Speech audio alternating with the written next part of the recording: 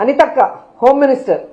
ఆమె హోమ్ మినిస్టర్గా తన బాధ్యత కన్నా నాటకాలు వేయటం, డాన్సులు వేయటం, పాటలు పట్టడం, అని అరవటం, గన్మెన్లు లేకుండా ఎలా తిరగటం, ఇవన్నీ మనం చూస్తున్నాం. అది కాదు చేయాల్సింది. మళ్ళీ మీరు చేయలేదా అని నా గురించి మాట్లాడటం. నేను టూరిస్ట్ మినిస్టర్, కల్చరల్ మినిస్టర్గా ఉన్నాను కాబట్టి నా మినిస్ట్రీకి అవి కరెక్ట్ కాబట్టి మేము చేస్తాం.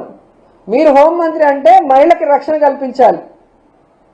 ఈరోజు సుగాలి ప్రీతి మీరు చంద్రబాబు నాయుడు అధికారంలో ఉన్నప్పుడు చనిపోతే పట్టించుకోలేదు. ఆవిడ పేరు చెప్పుకొని అధికారంలోకి వచ్చిన మీరు, పవన్ కళ్యాణ్, చంద్రబాబు నాయుడు ఈరోజు ఆ తల్లికి ఎందుకు న్యాయం చేయలేకపోతున్నారు? హోంమంత్రిగా మీ బాధ్యత కాదా? ఆమెకు న్యాయం చేయాల్సిన అవసరం లేదా అని అడుగుతున్నాను. అలాగే ఈ రాష్ట్రంలో రషీద్ని నడి రోడ్లో నరికేశారు. ఆ ధైర్యం ఎవరిచ్చారు? హోంమంత్రిగా నువ్వు చేతగాకపోవటం వల్లే ఈరోజు నేరస్తులు పెట్టరేగిపోతున్నారు. ఏ విధంగా కర్నూలులో ఒక అమ్మాయిని ముక్కలు ముక్కలు చేశారు, రేప్ చేసి. ఇప్పటి వరకు ఆ శవాన్ని వాళ్ళ తల్లిదండ్రులకి నువ్వు అప్పగించలేకపోయావు. ఈ రాష్ట్రంలో ఎంతమంది ఆడపిల్లలు రేప్ చేస్తున్నారు, ఎంతమందిని నరికేస్తున్నారు. ముఖ్యంగా తెలుగుదేశం పార్టీలో నీచాతి నీచంగా ఆడవాళ్ళ గురించి మాట్లాడుతుంటే ఇంతవరకు ఎటువంటి కేసులు పెట్టని మీరు రెడ్ బుక్ రాజ్యాంగాన్ని పక్కన పెట్టుకొని ఈరోజు కక్ష సాధింపుతో మీరు చేస్తున్నవి అందరూ కూడా చూస్తున్నారు. మీరు మాట్లాడే ప్రెస్ మాటలు చూస్తున్నారు, మీ డ్రామాలు చూస్తున్నారు.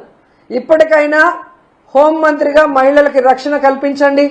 ఈ రాష్ట్రంలో లా అండ్ ఆర్డర్ని కంట్రోల్లో పెట్టండి. అవినీతి చేసే వాళ్ళకి అడ్డుకట్ట వేయండి.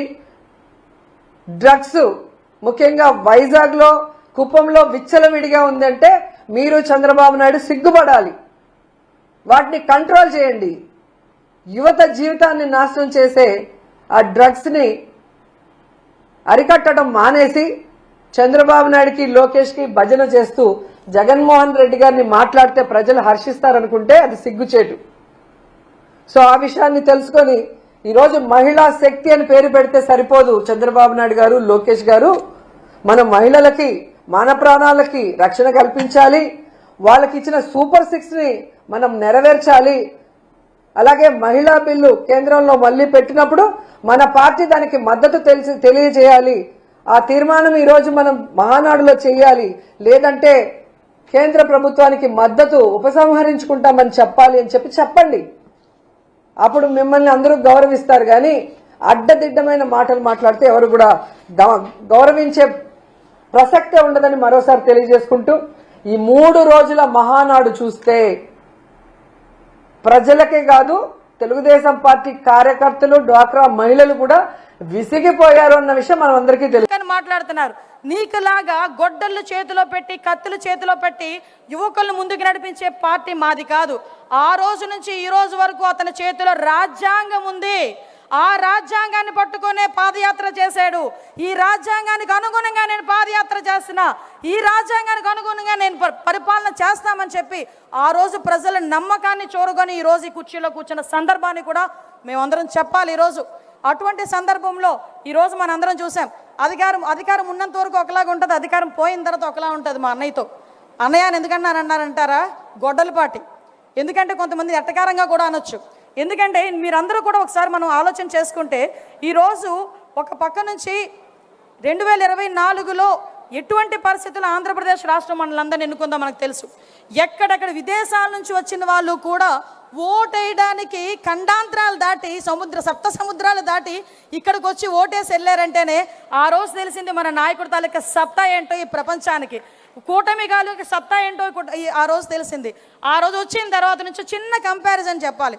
ఆ రోజు ఒక దళితుడిని డోర్ డెలివరీ చేసి చంపేసి డోర్ డెలివరీ చేస్తే అదే చంపిన వాడిని ఇంట్లో పెట్టుకొని కౌన్సిల్కి పంపించి ఈ రోజుకి కూడా రక్షించే ప్రయత్నం చేస్తే నా నాయకుడు, మనందరి నాయకుడు P4 విధానంలో బంగారు కుటుంబాలను తయారు చేయాలని మార్గదర్శులతో కూడా వెళ్ళి ఆ దళిత కుటుంబంలోని తాలూకా విధి విధానాలు ఎలా ఉన్నాయి చూడటానికని వెళ్ళి అదే దళిత కుటుంబం వంటగదిలోకి వెళ్ళి టీ పెట్టి ఆ కుటుంబానికి ఇచ్చి తను కూడా వాళ్ళతో తాగిన నాయకుడు ఎవరైనా ఉన్నారా?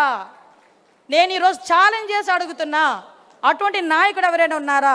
నా అదృష్టం ఏంటో చెప్పనా, సార్ పెట్టిన టీ నేను కూడా తాగాను. ఆ రోజు ఆ రోజు నేను కూడా సార్ మీటింగ్లో ఉన్నా. ఆ రోజు నేను అన్నా, సార్ మీరు టీ ఎప్పుడైనా బోనముకి పెట్టించారో లేదో కానీ మా అందరికీ పెట్టారు, నిజంగా మేము అందరం అదృష్టవంతులం సార్ అని. అటువంటి నాయకుడు అండి నా నాయకుడు. ఏం మాట్లాడతావయ్యా జగన్మోహన్ రెడ్డి, నువ్వు అక్కడెక్కడో కూర్చొని ఏం రాజకీయాలు చేస్తావయ్యా? నీ రాజకీయం ఎలా ఉంటుందో చెప్పనా? బాపట్లలో వరదలు వచ్చి రైతులందరూ కూడా నష్టపోయారంటే వరి కంకులు మునిగిపోయి మనమైతే ఏం చేస్తామండి, ప్యాంటు సగానికి మడత పెట్టేస్తాం. మా సార్ అయితే అది మడత కూడా పెట్టరు, దిగిపోతారు, ఆ బురదలోకే దిగిపోతారు. దిగిపోయి ఏం జరిగిందని చూసుకొని దగ్గరికి వెళ్ళి రైతు భుజం మీద చేసి మాట్లాడొస్తారు. కానీ మనాడు హైటెక్ కదా, మనాడు ఏం చేశాడంటే అంతవరకు రెడ్ కార్పెట్ వేసుకున్నాడు. రెడ్ కార్పెట్ మీద వెళ్తే ఇక్కడెక్కడో ఈయన ఉంటాడు, అక్కడెక్కడో రైతు ఆ కంకిలు తీసి ఇలా చూపిస్తుంటాడు అన్నమాట. అప్పుడు ఆయన అది చూసి అది డ్రోన్ షాట్లు వేస్తారు, అది చూసి ఈయన అనుకుంటాడు అనమాట. బుడమేరుకి నేను ప్రత్యక్ష సాక్షిని.